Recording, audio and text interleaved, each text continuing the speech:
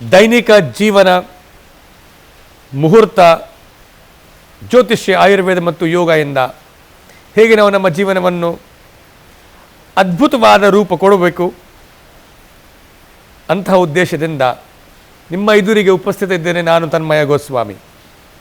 ಇವತ್ತು ಜೂನ್ 27, ಸಪ್ತಮಿ ಚಂದ್ರ, ಪೂರ್ವ ಫಾಲ್ಗುನಿ, ಹುಬ್ಬ ನಕ್ಷತ್ರ, ಸಿಂಹ ರಾಶಿ ಅಂತಹ ಅಗ್ನಿದ ರಾಶಿಯದ ತಾರಾಮಂಡಲದ ಎದುರಿಗೆ ಈ ಸಪ್ತಮಿದು ಮೃದು ಚಂದ್ರ ಭಾಳ ಸಾಹಸ ಕೊಡುವಂಥದ್ದ ಇದೆ. ನಮ್ಮ ಜೀವನದ ಶಕ್ತಿ ಒಳ್ಳೆ ಆಗಬಹುದು. ನೀವು ನಿಮ್ಮ ಸಾಹಸದ ಪ್ರಯೋಗ ದೇಶದ ರಕ್ಷೆಗೋಸ್ಕರ, ನಿಮ್ಮ ಸಮಾಜದ ರಕ್ಷೆಗೋಸ್ಕರ ಮಾಡಬಹುದು. ಸ್ವ ಅಹಂಕಾರ ಪುಷ್ಟಿ ಮಾಡೋದಕ್ಕೋಸ್ಕರ ಮಾಡಬೇಡಿ.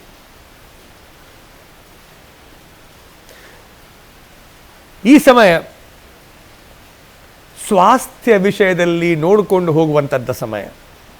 ಯಾಕೆಂದರೆ ಸಿಂಹ ರಾಶಿಯಲ್ಲಿ ಪೂರ್ವ ಫಾಲ್ಗುನಿ ನಕ್ಷತ್ರದ ಎದುರಿಗೆ ಚಂದ್ರ ಇರುವಾಗ, ಷಷ್ಠ ರೋಗ ಸ್ಥಾನದಲ್ಲಿ ಗುರು ಮತ್ತು ಶನಿ, ಅಷ್ಟಮ ಸ್ಥಾನದಲ್ಲಿ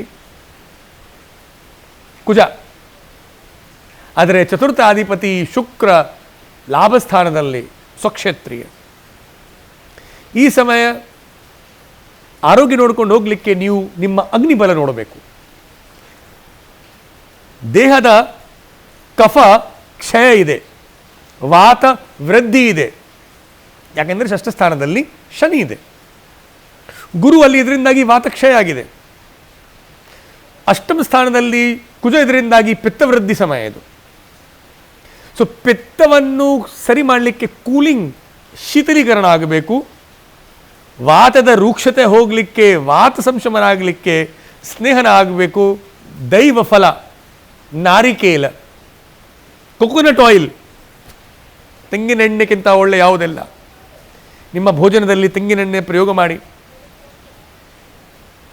ಆದರೆ ಶರೀರ ಬಲ ನೋಡಬೇಕು, ಅಗ್ನಿ ಬಲ ನೋಡಬೇಕು.